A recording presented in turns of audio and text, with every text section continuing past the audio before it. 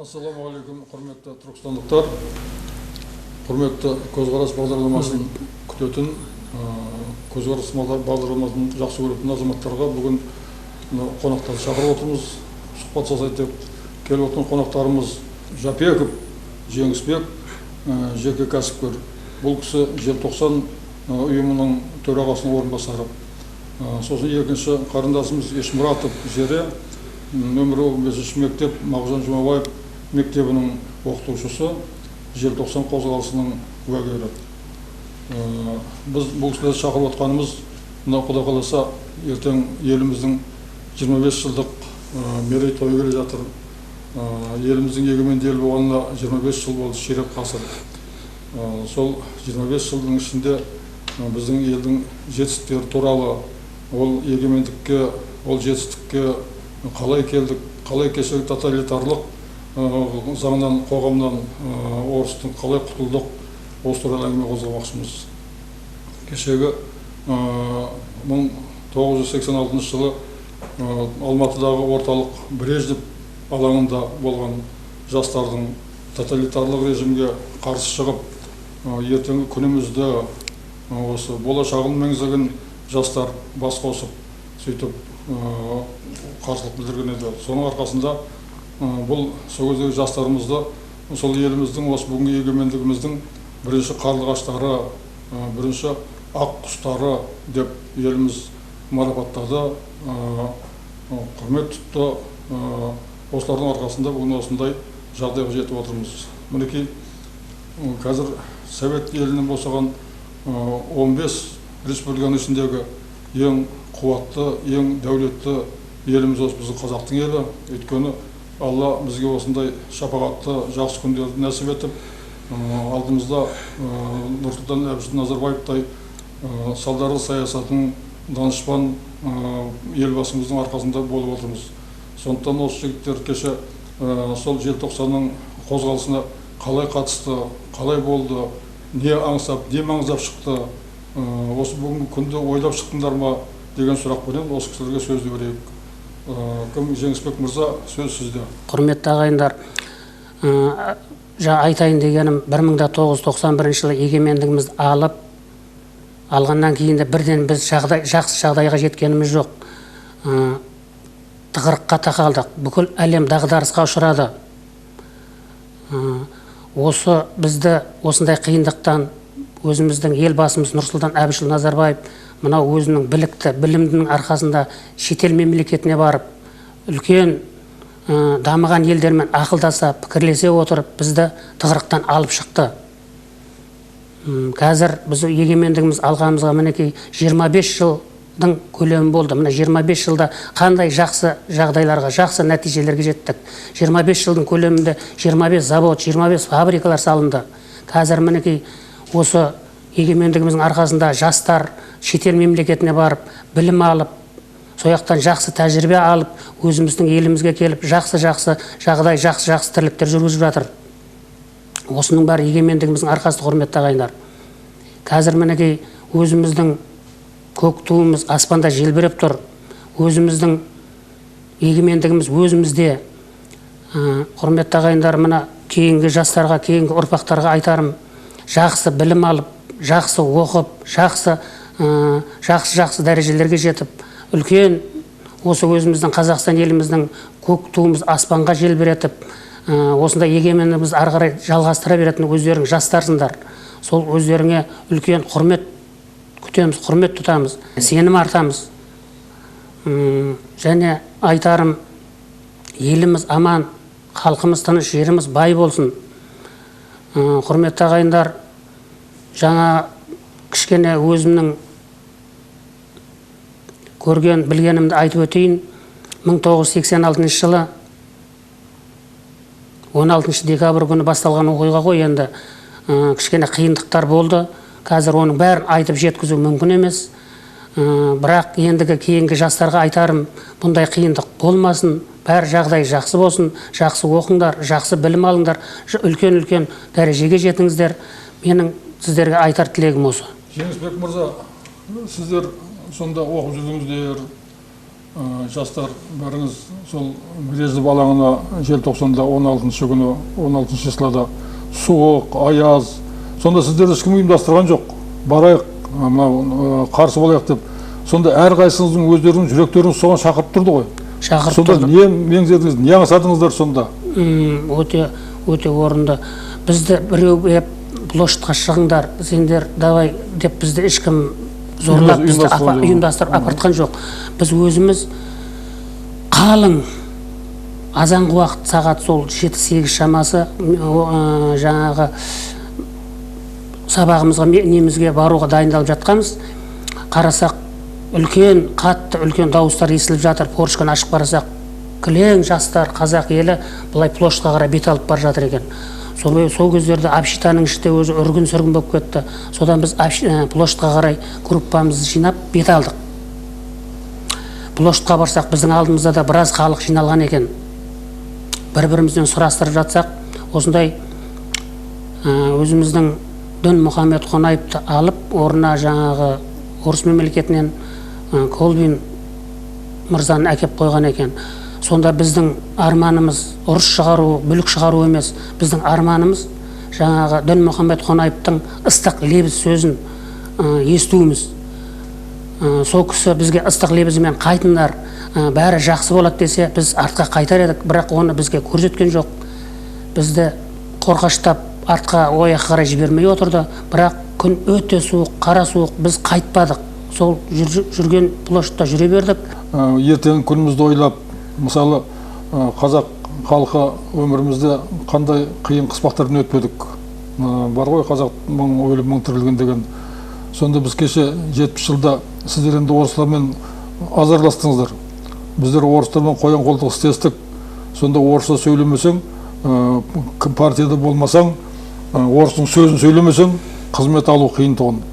Сондай неше түрлі жағдайларды көрдік. Жаңа қазақ мың өліп мың тіріледі деді ғой, біз 70 жылдың ішінде бізде 70 мәрте өліп 70 мәрте тірілген қазақтармыз. Сіздер сонда сол кезде соны біліп, сезіп, ата-аналардың қиналып жүргендерін көріп, ертең біз қандай боламыз? Біздің өміріміз қандай болады? Біздің күніміз қандай болады? Сондықтан біз өзіміздің егемендігімізге, бостандығымызға қол жеткізейік деген пиғылмен шықтыңыздар ғой. Иә, сондай пиғылмен шықтық. Енді Зере қарындасым, сіз де сол желтоқсанның қатыстыңыз, сіз бірге сол қиыншылықтың шет жағасын көрдіңіз. Әрине, сол желтоқсан оқиғасы әлі күнге есімізде. Сол күні таңертең біз сабаққа жиналып жатқанбыз. Радиодан суық хабарды естідік. Осы Қонаев, сол кезде еліміздің басшысы, қазақ халқының басшысы Қонаевты алып, орнына Ресейдің сол кездегі азаматы Колбинді алып келді дегенде бізде де жүрегімізде сондай бір өте қиын дейді. Сол хабарды естігеннен кейін бізде алаңға бүкіл топ болып алаңға бардық. Сол алаңда сол кездегі жастардың ұйымшылдығын, патриоттық сезімдердің өте жоғары екендігіне мен әлі күнге таң қаламын. Қыздарды қорғаштап, ер балдардың қанатының астына алып, өте бір жаңағы қазір мен сол сезімдерді, сол кездегі жастардың патриотын өте мақтанышпен айта аламын. Алаңда барлығы бір ұядан ұшқан бір ананың баласындай бірігіп, сол кездегі қазіргі біздің әнұранымызға айналған менің Қазақстаным әнін шырқап, сол кезде өте мен сол кезде бағасын берді деп ойлаймын. Сол кездегі желтоқсанға шыққан жастар, сол қазіргі біздің әнұранымызға айналған сол менің Қазақстаным сол кезде бағасын алды деп ойлаймын.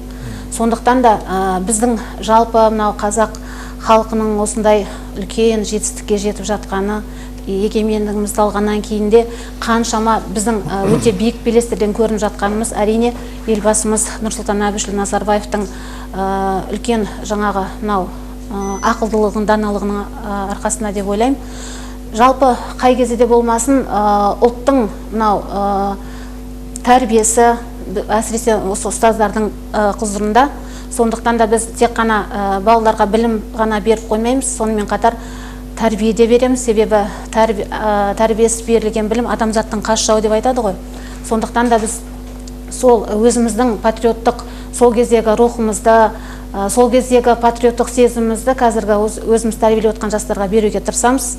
Сондықтан да әрбір сабағымызда белгілі жаңағы мөлшерде, әсіресе тек қана желтоқсан айында ғана емес, осы еліміздің қаншалықты осындай жетістікке жетіп жатқанын соларға үнемі айтып отырамыз. Сондықтан да қандай бір оқиға болмасын, ішінде бір жаңағы халықтың жүрегінде сақталатын оқиғалар болады. Сондай оқиғаның бірі осы желтоқсан оқиғасы деп ойлаймын. Жыл өткен сайын халықтың санасында жаңғырып отыратын. Сондықтан да бұл тәуелсіздік қазақ халқына оңайлықпен келген жоқ. Өйткені сол 86 жылы басталған желтоқсан оқиғасынан 91 жылы біз өзіміздің егемендігімізді, тәуелсіздігімізді алып, сол кездегі жаңағы 15 республиканың ішінде өзіміздің аңсаған арманымызға сол елдермен қатар жеттік бізде. Сондықтан да енді ұмытылмайтын қазақтың тағдырына айналған, өйткені қаншама сол кездегі боздақтардың, сол кезде сол тәуелсіздік үшін құрбан болған қаншама жастарымыз бар. Солардың көз жасы, солардың ата-анасының көз жасы ешқашан жылдан жылға ұмытылмайды деп ойлаймын. Алтын әнім жас өркені халқымның, желтоқсанда шындық жырын шырқаймын деп шарқ ұрдың, желтоқсанда егеменді ел болсақ деп талпындың, кеудең дәлі сызы жатыр сол кездегі салқынның, айналайын, айналайын жас өркені халқымның. Өсер ұлдың қай сәтте де бірлік болмақ қалауы, лаула лаула желтоқсанның мұзға жаққан алауы, өздеріңдей өр намысты жас өркені бар елдің, ешқашанда еңкеуге тиісті емес жалауы. Міне осы өлең жолдары арқылы сол кезде Мұхтар Шаханов ағамыз бүкіл сол кездегі алаңға шыққан қазақ жастарына берген бағасы деп ойлаймын. Сондықтан да жалпы біздің осы егемендігіміздің туы әрқашанда желбіреп, қазақ елі бұдан да үлкен жетістіктерге жете берсін деп тілеймін. Зере қарындасым, өте орынды. Бұл халық, көпшілік жұрт еш уақытта сол желтоқсандағы жастардың осындай ісін ұмытпайды. Қайрат Рысқұлбеков сияқты ұлдарымызды, Ләззат сияқты қыздарымызды, олардың ерліктерін, әрине сол жастарымыздың сіздердің арқыларыңызда осыған жетіп, сол тоталитарлық режимнен құтылдық қой. Оның бер жағында, Құдайға шүкір, елбасымыз Нұрсұлтан Әбішұлының арқасында, соның салдарлы саясатының арқасында бүгін осындай күндерге жетіп отырмыз. Ол кісіге біз қай уақытта рахметімізді айтамыз, ырзашылығымызды білдіреміз. Бәрі халық, жұрт сол кісінің жанына саулық тілейді. Сондықтан еліміздің көркейіп өсіп келатқаны сол кісінің арқасында. Ал енді бүгінгі кездесуімізге, бүгінгі сұхбатымызға және бір жігітіміз келіп отыр. Омбаев Шаяхмет деген мырза. Бұл кісі де сол желтоқсан қозғалысына қатысқан, бас-аяғына шейін көзімен көрген, елмен, жұртпен, сол кездегі жастармен, студенттермен бірге болған азаматымыз. Қазіргі кезде қаламызда жекпе-жек спорт мектебінің жаттықтырушысы, сол мектептің директорының орынбасары. Бұл кісіге желтоқсан мәселесі туралы емес, бұл кісіге сол өзінің көрген, білгендерін, өткен өмірін, қазіргі мынау келешек жастарымызға, мүмкін бұлардың тәрбиелеп жатқандардың ішінде чемпион, әлем чемпиондары шығар, соларға қандай тәрбие беріп жатыр, қалай тәрбиелеп жатыр, олардан қандай ішінде жетістіктер жеткендері бар, осы туралы айтсаңыз. Құрметті түркістандықтар, өздеріңіз білесіздер, 1986 жылы осыдан 30 жыл бұрын болған және көтерілістің дейді ғой, соның ішінде болдық. Сол көтерілісте жүрген жәндегі қазақ жігіттерін, қазақ қыздарын және өзін көрсеткен мықтылықтарын көрдік. Біздің мақсатымыз осы Қазақстан елінде әр өзінің президент болсын деп сол мақсатпен шықтық. Құдайға шүкір, 1991 жылы егемендік алып, қазір еліміз жақсы болып келатыр. Жұмыс жағына келсем, қазір мен 2006 жылдан бері осы жекпе-жек мектебінде бапкер болып жұмыс істеп келатырмын. Құдайға шүкір, бала тәрбиелеуден қашпаймыз. Балдарды жәндегі патриоттікке үйретіп жатырық, мықты болуға үйретіп жатырық. Балдарымыз, оқушыларымыз жаман емес, облыстан чемпион болып келіп жатыр. Міне бүгін Құдай қаласа Россияда болған спортшымыз Бек Нұрмахамед деген спортшымыз екінші орын жүлделі алып, Құдай қаласа оралып келді. Балаға тәрбие беруді шаршамаймыз. Алла бұйыртса, сол оқушыларымыз, спортшыларымыз Олимпиададан шыңына жетіп, Қазақстанның жалын бір желбіретіп берсе, өте қуанышты едік. Енді сіз зере мұғалімсіз, ұстазсыз, сізде спорт әлемінде жүргенмен сізде ұстазсыз. Жаңағы кім Жеңісбек мырза жеке кәсіпкер болғанменен ол да осы ел үшін, халық үшін жұмыс істеп жүрген жас. Оның қарамағында бірнеше адамдар жұмыспен қамтылған болар. Мінекей бұның бәрі отанға, елге, болашағымызға деген жасап жүрген еңбектеріңіз. Сол еңбектеріңіз жансын деймін. Соның өздеріңізде соның мапағатын, шапағатын көріңіздер. Бәріңіз жас емессіздер, елі төңіректеген үлкен бір отанның азаматсыздар, бала-шағаларыңыз бар. Сол бала-шағаларыңызды өсіріп, тәрбиелеп, сосын жаңа қазір істеп жатқан жұмыстарыңыз бәрі ұстаздық екен. Сіздер елімізге ертеңгі патриоттарды отан сүйгіш мақсатында өздеріңіз сияқты етіп тәрбиелеп жүрген азаматсыздар. Енді біз кеше айтып отырмыз ғой,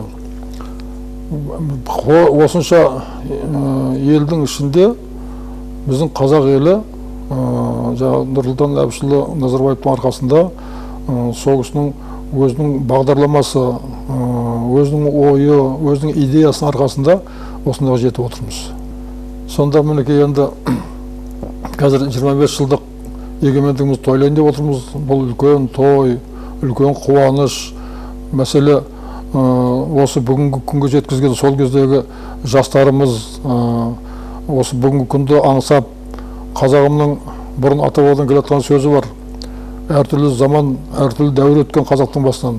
Мың өліп, мың тіріліп деп айтылған, сол бекерге айтылған емес. Сонда жаңағы 70 жылдың ішінде біздің қазақ халқы советтік, коммунистік ел, демократия дегенмен талай өзі ең соңғы сорттағы бір төменгі жағдайдағы қазақ халқын солай нетті. Соның ең соңғы сіздердің жастардың осындай жүрегі соған тартып, шыдамай, ертеңгі егемендігімізді өзіміз, біз де осы ата-бабаларымыз сияқты қиналып жүреміз ба деген ойлармен сіздер соған қол жеткіздіңіздер. Сіздердің сондай еңбектеріңіздің, батырлықтарыңыздың, патриоттықтарыңыздың арқасында бүгін күнге жетіп отырмыз. Ал енді бұл күнді тойлайтынымыз Нұрсұлтан Әбішұлы сол егемендік орыстың тоталитарлық заңынан, қоршауынан құтылғанымызды біз тойлайық деп Нұрсұлтан Әбішұлының президенттің жарлығыменен бұл күн мейрам күні саналды. Сондықтан біздің осы мейрамдап жатқанымызға 25 жыл ертең 16 желтоқсан толады. Мейрамдарыңыз құтты болсын. Дендеріңізге Алла саулық берсін. Қай уақытта елдің, жұрттың алдында осы абыройлы болыңыздар. Кәсіптеріңізге Алла береке берсін. Сіздер тәрбиелеген балалар, сіздер тәрбиелеген ұрпақтар, біздер сенеміз сіздерге. Еш уақытта олар жаман болмайды. Олар да елінің патриоты, елінің сыйлы азаматтары, осы отанға деген еңбегін аямайтын азаматтар болады деп сенеміз. Келгендеріңізге рахмет.